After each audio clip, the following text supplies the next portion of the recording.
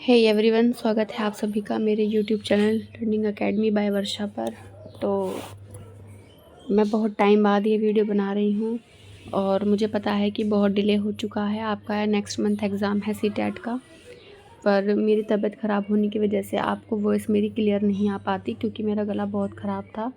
तो थोड़ी इम्प्रूवमेंट के बाद मैं आज ये वीडियो रिकॉर्ड कर रही हूँ। होपफुली आपके लिए बहुत बहुत हेल्प होगी और हम चैप्टर वाइज और क्लास वाइज अपनी सारी ही वीडियोस को मैं अपलोड करूँगी और एनसीईआरटी से ही सब कुछ लिया जाएगा, कुछ भी अलग से नहीं होगा क्योंकि सीटेट प्रॉपर एनसीईआरटी ही फॉलो करता है। तो और जैसा कि पता ही है आप लोगों को या नहीं भी होगा तो पता होना चाहिए कि अब एनसीईआरटी ने क्लास 6 में जो साइंस की बुक है वो थोड़ी नई रखी है, तो जिसका नाम है जिज्ञासा। तो उसी का पहला चैप्टर है ये और इसके बाद मैं कोशिश करूँगी बैक टू बैक आपकी सभी क्लासेस की सभी चैप्टर्स को जल्दी से जल्दी अपलोड करूँ, जिससे कि आपका रिवीजन, क्योंकि इस टाइम में रिवीजन ही कह सकते हैं। वैसे आप अगर एक बार अच्छे से मेरी वीडियो को एक दो बार देख लेंगे तो आपको उसी से ही बहुत कुछ सीखने के लिए मिल जाएगा और काफ़ी क्वेश्चंस आपको एनसीईआरटी से देखने के लिए मिलेंगे, ऑलमोस्ट सभी होंगे। तो 20 मार्क्स का हमारा कंटेंट है और 10 मार्क्स की हमारी पैडागोजी है। तो फिर चलिए स्टार्ट करते हैं, ज़्यादा समय गवाए और बुक के साथ में पढ़ाने वाली हूँ। तो अगर आप लोगों को कुछ भी प्रॉब्लम हो तो थोड़ा सा प्लीज़ एडजस्ट कीजिएगा और मेरे चैनल को लाइक शेयर और सब्सक्राइब कीजिएगा और अपने फ्रेंड्स तक भी पहुँचाइएगा, जिससे कि उन्हें भी हेल्प हो और आप लोगों को भी हेल्प हो। तो चलिए शुरू करते हैं। पहला चैप्टर है हमारा विज्ञान का अनूठा संसार। तो इसमें हमारी पहली लाइन है कि यहाँ पर विज्ञान देखने, सोचने, समझने और कार्य करने का एक सशक्त माध्यम है जो विश्व के रहस्यों की परतें खोलता है। और विज्ञान को मतलब आपको पता ही है कि जिसकी वजह से हम किसी भी चीज़ को देखने समझने की हमारी जो क्षमता है अच्छे से विकसित होती है और लाइफ में या विश्व में कुछ भी नया है, क्या रहस्य हैं या कोई भी इन्वेंशंस हो रहे हैं, तो विज्ञान हमारी उन सब चीज़ों को जानने में बहुत मदद करता है और वहाँ एक माध्यम है, जैसे कि यहाँ पर बताया गया है। विज्ञान क्या है उसका ये आंसर है। इसके बाद हम यहाँ पर देखते हैं विज्ञान सर्वत्र है।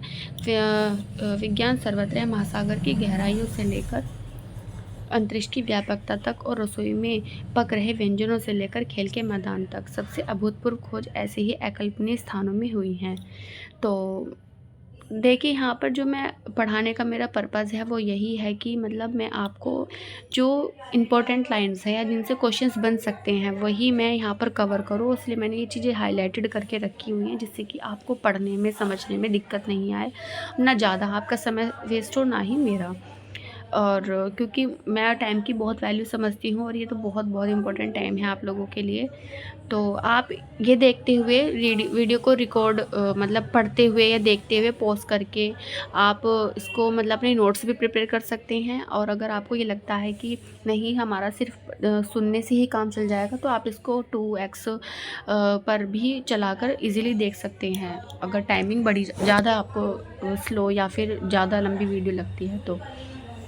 विज्ञान एक व्यापक और अंतहीन जिग्सो पहेली जैसा है। इसकी कोई सीमा नहीं है, नई खोजें प्राय विश्व के बारे में हमारी समझ को बढ़ाती हैं। तो जैसा कि हमें पता ही है कि सब चीज़ें ऐसी ही होती हैं कि हम कुछ भी नया देखते हैं, करते हैं, उसकी कोई सीमा नहीं होती है।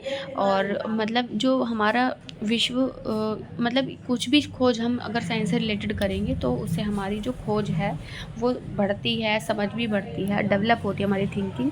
यही जब आप बच्चों को पढ़ाएंगे या सिखाएंगे तो यही थिंकिंग आपको उनमें डेवलप करनी है, लॉजिकल थिंकिंग। क्योंकि साइंस का मेन पर्पज़ यही होता है कि आपको बच्चे के अंदर एक लॉजिकल थिंकिंग डेवलप करनी है, जिससे कि वो हर चीज़ का एक लॉजिक लगा सके कि वो चीज़ क्यों, कैसे है और कहाँ से आई है। ठीक है। इसके बाद यहाँ पर क्वेश्चन दिया गया है, इस पुस्तक की सहायता से हम क्या क्या खोजेंगे। पृथ्वी एकमात्र ऐसा ग्रह है जिस पर जीवन है। पृथ्वी पर पर्यावरण भी है जिसकी रक्षा करना अति आवश्यक है। पृथ्वी पर जीवन की एक अद्भुत विविधता है। पौधे और जंतु जो इस ग्रह के विभिन्न क्षेत्रों में जीवित रहने और फलने फूलने में सफल हो सके हैं। बीज को एक पौधे में और किसी इल्ली कैटरपिलर को एक सुंदर तितली में परिवर्तित होते देखा होगा। मतलब ये पता ही है कि किस तरह से चीज़ें होती हैं। इसके बाद है जैसे कि आप देख रहे हैं कैटरपिलर किस तरह से बन रहा है, या बच्चा है गाय का, वो दूध पी रहा है अपनी माँ का। हमारे शरीर में वृद्धि विकास के लिए हमें भोजन की आवश्यकता होती है। बिल्कुल, जैसे कि देखिए डिफरेंट टाइप के यहाँ पर व्यंजन रखे हुए हैं यहाँ पर। और हमें जीवित रहने के लिए भोजन के साथ साथ जल की भी आवश्यकता होती है। जल एक अत्यंत आनंददायक पदार्थ है। देखो पानी है यहाँ पर, ये दिखाने का मतलब यही है कि पानी बहुत इम्पोर्टेंट है और हमारी अर्थ पर किस तरह से वाटर आता है। बारिश है, समुद्र है, नदियाँ हैं, ग्लेशियर्स पिघल कर आ रहे हैं। वही जिस कागज़ पर हम लिखते हैं, धातु की चाबी, प्लास्टिक का पैमाना, हमारे बॉक्स से मिटने वाला रबर, बॉक्स को बंद रखने वाला चुंबक, हमारे पहनने के कपड़े, दूध पीने का प्याला और बहुत सी अन्य वस्तुएं, ये विभिन्न पदार्थों से बनी हैं। इसके बाद है देखो, मैं यहाँ पर सिर्फ यही है कि आपको अच्छे से मतलब एनसीईआरटी के थ्रू ही सब चीज़ें कवर करा पाऊँ, तो सिर्फ मैंने इम्पोर्टेंट लाइन्स को ही कवर किया है, जिससे कि आप नोट्स भी प्रिपेयर कर सकते हैं। नेक्स्ट है, वास्तव में विज्ञान ऐसे ही कार्य करता है। आपके जानने का प्रयास है कि आपकी कलम ने लिखना क्यों बंद करके वैज्ञानिक विधि का एक उदाहरण है। जैसे कि मैंने शुरू में बताया कि हम कुछ भी बच्चों को सिखा रहे हैं, साइंस तो होता ही लॉजिकल थिंकिंग डेवलप के लिए कि वो चीज़ क्यों हुई, कैसे हुई। तो यहाँ पर अगर हम ये चीज़ें सिखाएंगे तो वैज्ञानिक विधि का एक उदाहरण माना जाएगा। इसके बाद हम किसी भी काम को करने के लिए सबसे पहले हमें रुचिकर लगता है या समझ नहीं पाते हैं तो उसका अवलोकन करते हैं, और शायद हम उसके बारे में प्रश्न सोचते हैं, संभावित उत्तर का अनुमान भी लगाते हैं, प्रयोग और अधिक अवलोकन द्वारा सत्यापन भी करते हैं, परिणामों का विश्लेषण करते हैं। यहाँ पर ये इम्पोर्टेंट चीज़ है कि आपने अगर पेडागोजी में पढ़ा भी होगा साइंस की, या मुझसे अगर पॉसिबल हो पाया तो मैं साइंस की पेडागोजी क्लासेस भी लेकर के आऊँगी कि किसी भी प्रोजेक्ट को या किसी भी अच्छी सी चीज़ को मतलब प्रोजेक्ट को करने के लिए जो एक चरण होते हैं, उसके स्टेप्स होते हैं, क्या क्या होते हैं। जैसे कि अवलोकन करना, सबसे पहले हम अवलोकन करते हैं, उसके बारे में प्रश्न सोचते हैं, फिर अनुमान लगाते हैं कि उसके संभावित उत्तर क्या क्या हो सकते हैं। प्रयोग और अधिक अवलोकन द्वारा हम उसका सत्यापन भी करते हैं। कई बार हम रिपीट करते हैं कि हम जो एक्सपेरिमेंट कर रहे हैं लैब में या कहीं भी, तो क्या वो हमें रिपीटेडली वही सेम आंसर्स हमारे पास आ रहे हैं या उसके लमसम हमारे आंसर्स देखने के लिए मिल रहे हैं। जब ये चीज़ें कंफर्म हो जाती है तो हम उसका विश्लेषण करते हैं, और इस तरह से ही वो कोई ना कोई एक रूल वहाँ पर डेवलप हो जाता है। तो ये हमारे वैज्ञानिक विधि को करने के स्टेप्स होते हैं डिफरेंट। इसके बाद हम सभी एक सीमा तक वैज्ञानिक विधि का निरूपण करते हैं, जो हमारी बड़ी समस्याओं को हल करने एवं ब्रह्मांड के रहस्यों का समाधान निकालने की क्षमताओं को बढ़ाती है। यहाँ पर ये बिल्कुल सही बात है, समस्या छोटी हो चाहे बड़ी हो, ये वो मैटर नहीं करता कि वो समस्या छोटी है कि बड़ी है। यहाँ पर मैटर ये करता है कि वो समस्या का जो चरण है सोचने के या करने के तरीके हैं वो सेम ही होंगे, चाहे फिर वो ब्रह्मांड के रहस्य हो, चाहे वो पृथ्वी से जुड़ी कोई भी छोटी सी चीज़ हो। इसके अलावा फिर हम नेक्स्ट देखते हैं कि वैज्ञानिक प्राय एक दूसरे के साथ बड़े समूह में कार्य करते हैं। ये बात बिल्कुल सही है कि जब वैज्ञानिक होता है, कोई पर्टिकुलर एक ही वैज्ञानिक किसी एक चीज़ पर काम नहीं करता। वो एक टॉपिक पर, एक छोटी सी चीज़ पर काम करने के लिए बहुत सारे जो समूह होते हैं वैज्ञानिकों के, आपस में सहयोग करते हैं, प्रोजेक्ट वर्क कार्य करते हैं, सब चीज़ें होती हैं। तो इस तरीके से वैज्ञानिक अपना काम करते हैं एक दूसरे के साथ मिलकर। जैसे कि यहाँ पर बच्चे कर रहे हैं, आप क्लास में बच्चों को कोई प्रोजेक्ट दोगे तो ग्रुप्स बनाओगे कि देखो यहाँ पर क्या हो रहा है। अगर हम पत्थर पानी में डाल देते हैं तो उसका स्पेस ले लेता है और पानी धीरे धीरे फिर ऊपर आ जाता है।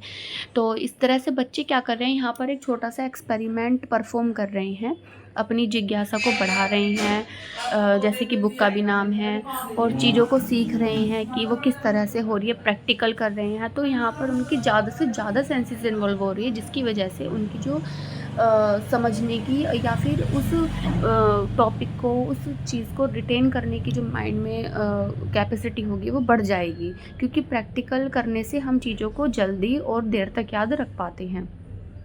ठीक है। इसके बाद बुद्धिमान बनने के लिए प्रश्न पूछने वाला बनना आवश्यक है। ऑब्वियसली कि अगर हम कोई भी चीज़ वहाँ पर हमारे साथ हो रही है तो हम वहाँ प्रश्न पूछते हैं, तो इससे ये पता चलता है कि बच्चे में इंटरेस्ट डेवलप हो रहा है, उसकी क्यूरियोसिटी बढ़ रही है उस चीज़ को लेकर के। वो चाह रहा है कि हाँ, मैं जानूँ कि भई ऐसा क्यों हुआ है, किस लिए हुआ है। अगर सपोज़ उसे कोई चीज़ इंटरेस्टिंग नहीं लग रही है, उसे टॉपिक अच्छा नहीं लग रहा, समझ नहीं आ रहा, तो वो तो चुप ही रहेगा। तो प्रश्न पूछना बच्चों के लिए यहाँ पर अपने आप में एक बुद्धिमानी मानी जाती है, या ये कहो कि अब क्लास इंटरैक्टिव है ना? और बुद्धिमानी का मतलब यहाँ पे इस चीज़ से बिल्कुल नहीं होगा कि कोई बच्चा वहाँ बुद्धू है। इस चीज़ से मतलब नहीं है, सिर्फ़ ये कहने का पर्पज़ है कि हाँ, बच्चा इंटरैक्टिव है, क्लास इंटरैक्टिव है, टीचर और बच्चों में अच्छे से इंटरेक्शन हो रहा है, और बच्चे भी क्लास को मतलब बहुत एंजॉय कर पा रहे हैं, वहाँ पर कोई पैसिव लर्निंग नहीं चल रही है। ठीक है, तो यहीं पे ही हमारे चैप्टर ख़त्म हो गया है लास्ट, और ये हमारा फर्स्ट चैप्टर था। अब आप देख ही सकते हैं, हद से हद 10 से 15 मिनट की ये वीडियो, सॉरी 10 से 11 मिनट की वीडियो रिकॉर्ड हुई है ये, और होपफुली आपको समझ में आएगा, और धीरे धीरे मैं चाहूँगी कि बहुत अच्छे से और आपको एक्सप्लेन कर सकूँ, और इसी तरह की वीडियो आपको आगे भी देखने के लिए मिलेंगी। अब ये चैप्टर 1 था, नेक्स्ट आगे भी क्लास 6 की पूरी एनसीईआरटी को हम करेंगे, फिर 7 और 8 की भी करेंगे, और मेरी कोशिश रहेगी कम से कम टाइम में मैं ज़्यादा से ज़्यादा वीडियोस अपलोड करूँ, जिससे लास्ट के 10 to 15 डेज़ में आप इनको कवर कर पाओ, और इस मंथ के एंड तक मैं आपकी पूरी क्लास 8 को अपलोड कर दूँ। तो all the very best again for your exam, and आप अच्छे से मतलब उसको पढ़ें और आपका एग्ज़ाम क्रैक हो। मेरी आपके साथ बहुत सारी विशेज़ हैं, एंड मैं प्रे करूँगी गॉड से कि आपका पेपर ज़रूर अच्छे से जाए, और ऐसी अपनी तैयारी करते रहें अदर सब्जेक्ट्स की भी। ओके, मिलते हैं फिर नेक्स्ट वीडियो में। ज़्यादा वीडियो मैं लंबा नहीं रखती हूँ, फिर वरना आप भी बोर हो जाओगे मेरी बातों से। ओके, तो ठीक है, तब तक के लिए बाय एंड टेक केयर।